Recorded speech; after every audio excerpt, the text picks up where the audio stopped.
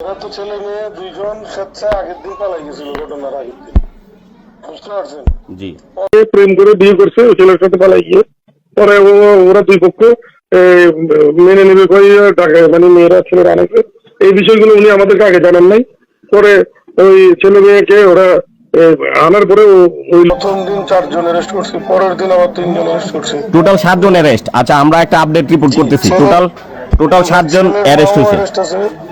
ছেলের মা, ছেলের আপন চাচা, ছেলের ফুফা ফুফু, ছেলের কাজিন, ছেলের দুইজন নানা নানি, ওরা যে দুইজন মারামারি রকের সময় ছিল, 7 জন লোক অ্যারেস্ট করা হয়েছে। আর সব বাড়িঘর ছেড়ে পালাইছে।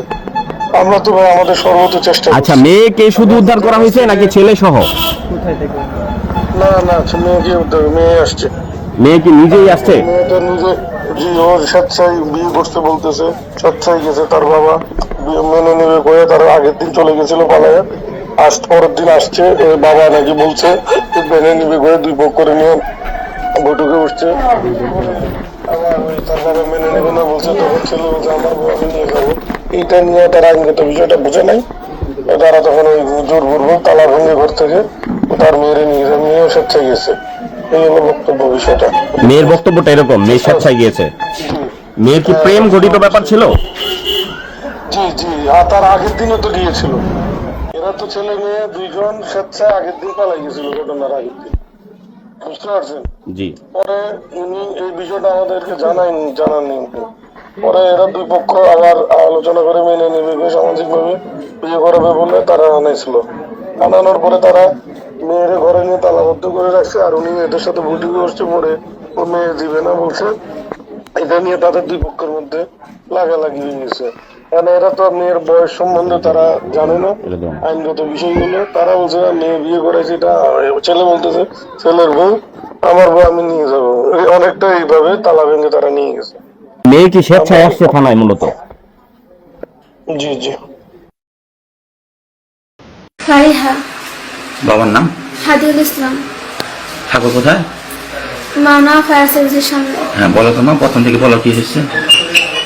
আমি ফায়ার ছেলের সাথে গেছি। এখন আমাদের বিয়ে হয়ে গেছে, কোর্ট ম্যারেজ হয়ে গেছে। আচ্ছা। এখন আমার আব্বু যে কোনো ভাবে আমার বাসায় আনছে, বলছে যে মাইনানির বাসায় আসি। ওই বাসায় আসার পরে সবার সাথে কথাবার্তা বলছে, তার গার্জিয়ানের সাথে কথা বলছে যে মাইনা নিব। পরে তার আগে চলে গেছে, পরে আমার রুমে আটকে রয়েছে। এখন উনি আমার আর ওনার কাছে দিব না। পরে যেহেতু আমি তার বিয়ে করাবো, ওই লিগে হ্যাঁ দরজা ভাঙ্গে, সবাই নিয়ে দরজা ভাঙ্গে আমার নিয়ে গেছে। এখন আমার আব্বু ওরা মাইনা নিব না। মেয়েটা যে রিলেশন করে এটা মেয়ের বাবা এবং মেয়ের মা সবাই জানে। ওরা এতদিন ছেলে থেকে টাকা নিয়ে খাইছে, মেয়ে ঘুরতে গেছে এখানে ওখানে, সবকিছু মেয়ের বাবা এবং মেয়ের মা জানে। তাহলে এতদিন তাদের বিবেক কোথায় ছিল? এখন যখন মেয়ে পালায় বিয়ে করছে, এখন তাদের বিবেকে তো লুক পাইছে কিভাবে? মেয়ের মা সব জানতো দোকান থেকে। এখন আমরা কিছু চাই না, আমরা মেয়ের আমাদের বাড়ির বই বানাইতে চাই, কিন্তু আমরা এখন ন্যায় বিচার চাই। তাদের মানে আগে রিলেশন ছিল, তারপর তারা বিয়ে করছে। তো এরপরে বলে মানে মেয়েকে তারা দেয় না।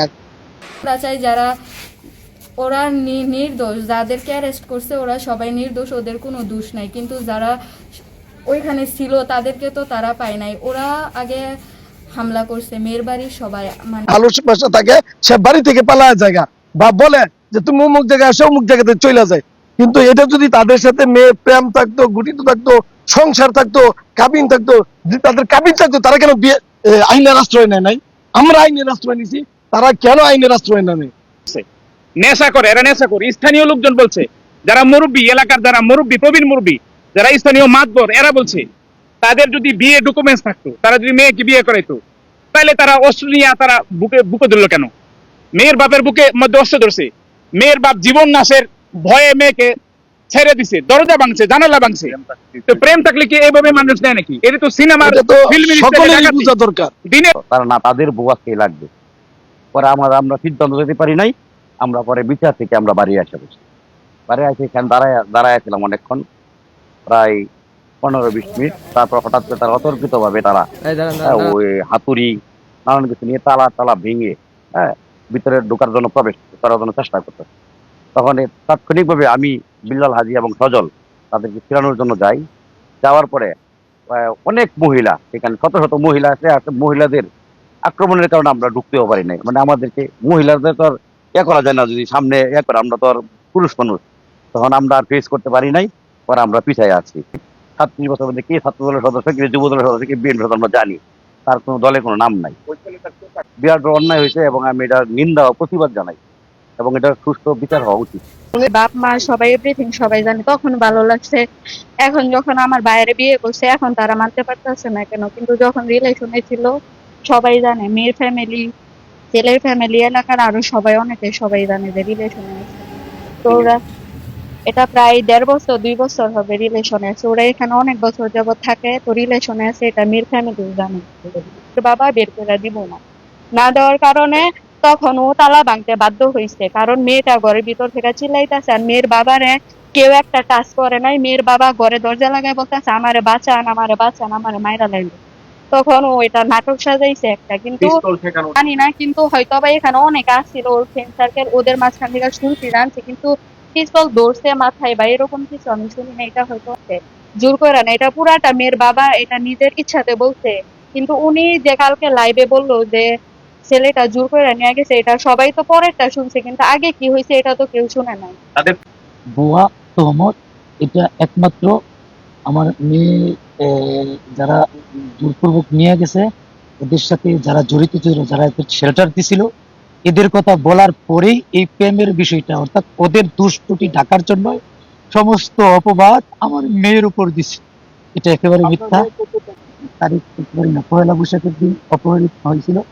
পরবর্তীতে তার পরিবারের সদস্যদের মাধ্যমে, আপনারা চিনেন আমাদের পৌর বিএনপির সাবেক সিনিয়র যুগ্ম সম্পাদক শাহজাহান সজল ভাই, উনি উপস্থিত ছিলেন এবং আমাদের বেলাল হাজি সাহেব ছিলেন, আমাদের মসজিদের ইমাম মৌলানা শফিকুর ইসলাম রহমানী উপস্থিত আছেন, উনি এখানে ছিলেন।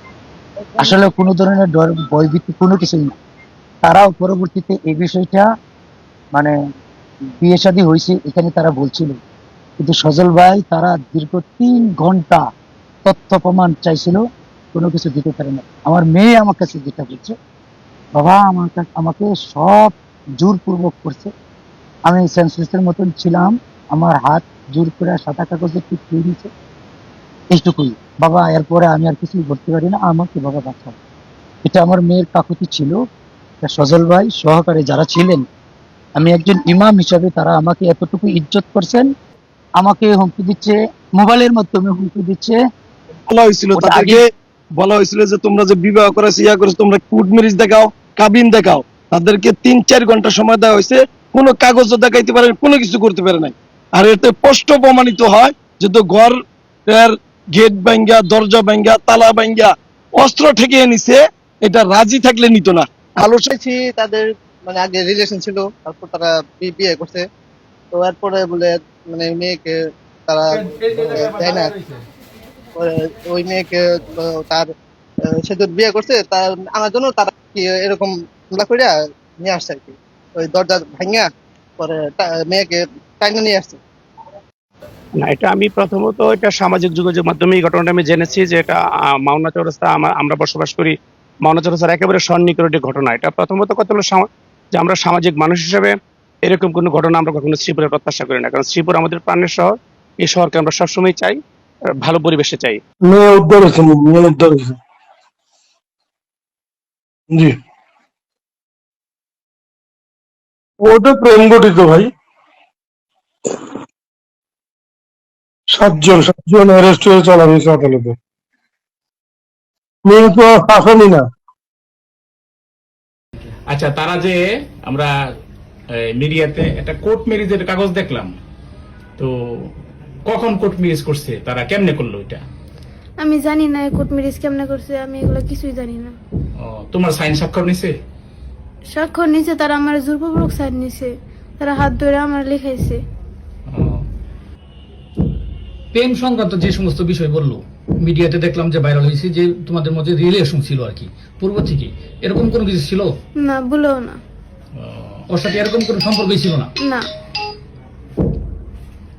আচ্ছা, মিডিয়াতে যা কিছু প্রচার হয়েছে, এখন ওই যে মিডিয়াতে যা যা প্রচার হয়েছে, বিভিন্ন জন বলতেছে তার সাথে তোমার সম্পর্ক ছিল, প্রেম ছিল, তুমি স্বেচ্ছায় গেছো গা, ইচ্ছা করে গেছো গা, এগুলো কি সত্য? এগুলো ভুল। আচ্ছা। বলছে এগুলা বল ওই দিন জোর করে নেওয়ার সময় ফসল আছে নাকি? আমি তো বলছি। আর তারপরে যে ব্যভিচার হয়েছে, জুলুম হয়েছে, সেই সম্বন্ধে তুমি বলো কি চাও? আমি তো আবার বিচার চাই। আচ্ছা, ঠিক আছে। দেশবাসী কি তোমার জন্য বিচার করবে? আইন প্রশাসন যা আছে এদের কাছে তুমি কি বিচার চাও না? হুম।